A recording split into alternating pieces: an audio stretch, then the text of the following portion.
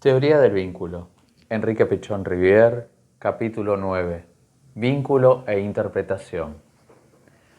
La psicología introspectiva tiene en cuenta fundamentalmente el emergente interno del observador, que expresa una relación o vínculo particular con un objeto interno, el cual puede estar más o menos estimulado por la situación externa en el campo terapéutico, pero sin tenerla mayormente en cuenta.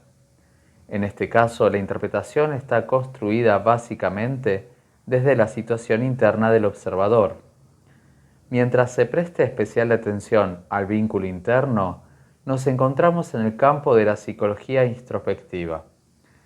En este tipo de análisis, la interpretación es un emergente principalmente interno, una interpretación de análisis aplicado, o como se llama también, una interpretación silvestre.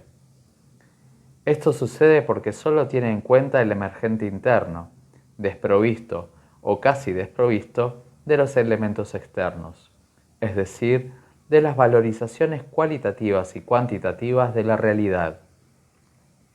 A mayor cantidad de indicios obtenidos en el campo operacional, mayor posibilidad de hacer una operación en el sentido funcional de la palabra, es decir, desde un punto de vista puramente operacional, con una interpretación que ha sido construida con elementos obtenidos en el campo de trabajo, que ha pasado a través de la mente del analista y que es enunciada luego en términos de una hipótesis acerca de lo que sucede en ese momento dentro del campo de trabajo. En el lado opuesto tenemos la psicología del conductismo, que tiene en cuenta exclusivamente los aspectos exteriores de la conducta en el campo de trabajo. Podemos decir que todas las psicologías, con excepción de la psicoanalítica, permanecen en el campo de la observación y de la comprensión. Ninguna de ellas es operacional intencionalmente, es decir, no devuelve lo observado mediante una interpretación, la que crea una situación en espiral dialéctica. El análisis fenomenológico es también un análisis en el cual el observador comprende el suceder del otro, pero no devuelve al objeto de su investigación la comprensión vivencial que ha obtenido de él. Si la devuelve, se crea una situación psicoterápica, es decir, una situación operacional. Si se tiene en cuenta solamente el aspecto vivencial inmediato, nos hallamos en el contexto de la psicoterapia existencial o fenomenológica. Si apuntamos a los contenidos latentes de esa situación, entramos dentro de la psicología psicoanalítica. La operación psicoanalítica consta de un momento fenomenológico, y en cuanto mejor hecho esté, mejor se construirá la interpretación. Ahora lo que se devuelve al paciente como interpretación es una hipótesis de lo que hay detrás de la apariencia fenoménica, referida en términos de contenidos latentes.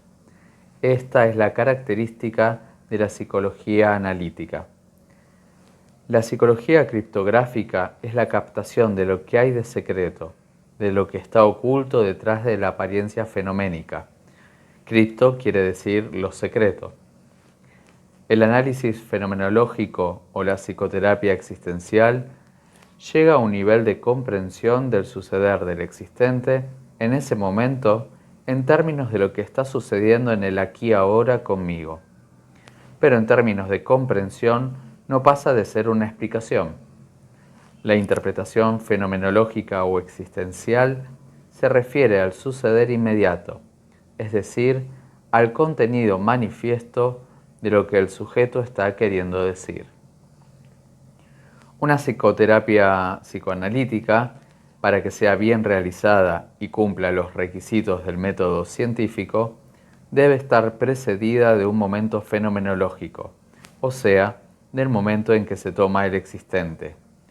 Este es un momento en el que hacemos una reducción fenomenológica, lo aislamos del resto del material existencial y construimos una hipótesis del suceder inconsciente de ese momento. En cada momento y situación de la espiral podemos hablar de un momento fenomenológico existencial. El método principal que utilizamos es la observación. La observación en el campo operacional es el método universal de la psicología. Es el momento empírico, existencial y dinámico. El aquí ahora conmigo es en realidad un aquí ahora conmigo en apariencia, que representa una realidad, un aquí ahora conmigo en la cosa subyacente. En psicoanálisis, el contenido manifiesto es un contenido referencial. De ahí que podamos hablar de una fenomenología o de un análisis existencial de los referentes. Así se llama en filosofía. Ese contenido es el contenido latente de los referentes constituidos por la fantasía inconsciente de ese momento. El método psicoanalítico utiliza la observación racional y la asociación libre, el dejarse ir de la fantasía, ambas incluidas en una actividad particular que se llama imaginación creadora o recreadora. La categoría de ese proceso mental aquí, en el campo de trabajo, tiene las características de una síntesis entre lo racional y lo irracional, tal como se concibe en psicología. Durante el trabajo práctico se utiliza una actividad que, partiendo de referentes determinados, construye en cada momento, con ese proceso de la imaginación creadora, una hipótesis del suceder latente de ese momento. El existente tiene una estructura, una forma, una configuración, es una gestalt, en realidad una gestaltum, es decir, un continuo proceso de formarse una gestalt o estructura. No solo el existente es una gestalt, sino que también lo es el emergente, que resulta luego de la interpretación adecuada. El emergente, que se configura en el aquí y ahora, constituye lo que en términos de Gestalt podemos llamar figura. Fondo y figura son las dos divisiones que se encuentran en cada estructura. Lo que aparece en primer plano es para nosotros un proceso que tiene una determinación interna. Cuando se colocan juntos paciente y analista en un campo de trabajo, lo que resulta es una Gestalt de los dos, que es el emergente de ambos, porque lo que aparece en ese momento en el paciente está condicionado también por la actitud del analista, por su modo de ser, por la habitación donde trabaja, por su interpretación anterior, etc. O sea que dentro de la concepción de la Gestalt incluimos la concepción del emergente dinámico. Continuamente se organizan estructuras, los emergentes, que son los existentes de cada momento, a los cuales enfrentamos con una nueva interpretación. Es decir, que esa situación de dos que están trabajando permanentemente para modificar una determinada estructura, configura un proceso vivo y permanente en acción de espiral dialéctica. Al salir de la sesión, el analizando inicia un movimiento introspectivo, en el sentido de que él internaliza al analista y comienza un diálogo interno con él. Se establece un vínculo interno con el analista que dura mucho más que la hora estricta del análisis clínico. Allí se configura la situación del autoanálisis, es decir, heteroanálisis y autoanálisis son dos procesos que alternan permanentemente y que pueden coexistir en el momento mismo de la sesión analítica. En las personas con divisiones profundas de la personalidad, como sucede en las personalidades histéricas, en las que hay una personalidad de fondo esquizoide, las divisiones pueden ser manejadas en términos de representaciones de distintos roles. Allí puede existir la doble situación de que una parte se esté analizando en el vector heteroanálisis y por otra parte esté controlando la situación del analista dentro de él en una situación de autoanálisis. Los momentos de silencio son momentos de autoanálisis.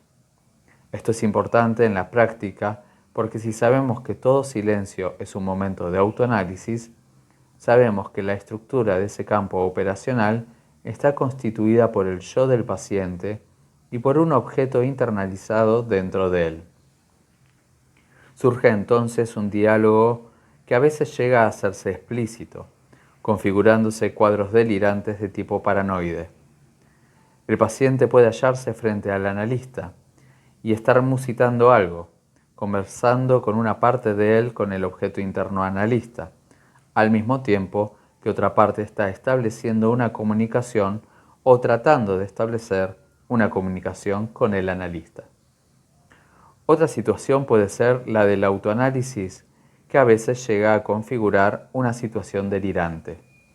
Por ejemplo, después de haber salido de una sesión, el paciente internaliza al analista o parte de él y luego lo externaliza súbitamente en una circunstancia particular, creando una situación delirante.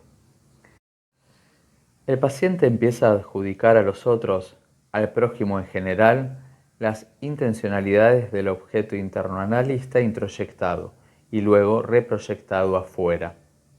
No solamente puede reaccionar con un ataque brusco o una entrega brusca, trátese de un objeto malo o de uno bueno, sino que cuando el vínculo y el diálogo interno que ha establecido dentro de él han adquirido gran intensidad, el paciente, una vez que lo ha proyectado fuera de él, comienza a oír voces. Esas voces que oye fuera son el restablecimiento del diálogo externo anterior, que pasó por un momento de diálogo interno y que luego es colocado de nuevo afuera. El paciente siente en ese momento que le adivinan el pensamiento, que le dirigen el pensamiento, siente el eco de su pensamiento y experimenta el sentimiento de influencia de que lo dirigen y manejan. El delirio de influencia es el cuadro que se produce más típicamente. Un vínculo interno muy dialogado puede llegar casi hasta la alucinación. Siente a veces que lo que él piensa o sus palabras ya están desprovistas de cierta mismidad. Él ya no es él. Siente una cosa extraña, y desde el momento en que siente extraña esa cosa interna, el vínculo es experimentado como una pseudo-alucinación. Si esa situación es muy angustiosa, la coloca definitivamente afuera, y desde allí en el escenario del afuera vive la situación psicótica. Lo mismo sucede, por ejemplo, si la pérdida o la frustración sentida en la sesión de análisis es muy intensa y la hostilidad que despierta en él es marcada. En ese caso puede salir de la sesión con una depresión por tener la vivencia interna de haber destruido y muerto el objeto interno analista con el cual mantenía el vínculo interno. El trabajo central de su autoanálisis se encamina entonces a recrear ese objeto con una serie de técnicas, o bien se centra en la negación de la situación de duelo o de pérdida hasta su reingreso en la próxima sesión de análisis. Al reencontrarse con el analista, a veces experimenta una situación de pánico o próxima al pánico. Al encontrarlo en las mismas condiciones en que lo había dejado antes de salir de la sesión anterior, el paciente teme tener la vivencia de un fantasma, de un reaparecido, experimenta la vivencia de lo siniestro. Puede producirse aquí una situación de shock y una reacción particular que a veces trae como consecuencia una despersonalización o un estado confusional. Freud utilizó como esquema referencial un esquema neuropsicológico. El hecho de carecer de una formación psiquiátrica adecuada determinó seguramente que eligiera la histeria como cuadro psicopatológico central de sus investigaciones. En cambio, Bleuler, con una formación psiquiátrica muy fuerte, toma como centro de sus investigaciones la esquizofrenia. Lo mismo sucede con Jung, quien tiene una buena formación psiquiátrica y una buena capacidad de captación del contenido inconsciente del delirio. Pero Jung se dirige directamente a los arquetipos y construye fuera del campo de observación, aunque utilizando el material que le proporcionan algunos esquizofrénicos, un esquema, podríamos decir no psiquiátrico, sino más bien antropológico, religioso o mitológico, razón por la cual se va separando progresivamente de Freud hasta construir una teoría sobre los arquetipos del inconsciente colectivo. Podemos decir que ha tomado del esquizofrénico una serie de informaciones que luego utiliza en los análisis aplicados y que desde esa dimensión comienza a comprender los fenómenos de la mitología, del arte, de la religión, etc. Jung, como psiquiatra, tenía su fuente principal de información en los pacientes internados en las salas psiquiátricas, a diferencia de Freud, cuyas fuentes de información provenían de los pacientes de su consultorio particular. Adler, por otra parte, es la persona que más trabaja con un esquema rígido. Para él, el emergente no tiene importancia, ya que cualquiera que sea lo relaciona con uno de los vectores básicos de su esquema referencial. En general, no estudia la relación transferencial y menos aún la contratransferencial. La interpretación adleriana está dirigida principalmente hacia el futuro. El proceso de aprendizaje debe comprenderse como un sistema de cierre y apertura que funciona dialécticamente. Se cierra en determinado momento y luego se abre para volver a cerrarse posteriormente. Si el pensamiento queda demasiado tiempo cerrado en una determinada estructura, se estereotipa y se hace formal.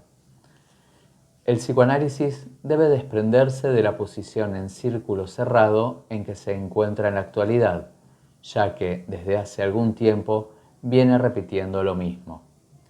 En este momento está tan lleno de cosas que resulta asfixiante porque no es más que un cúmulo de datos a los que les falta una concepción general, una concepción del hombre y una concepción del universo en relación con el análisis.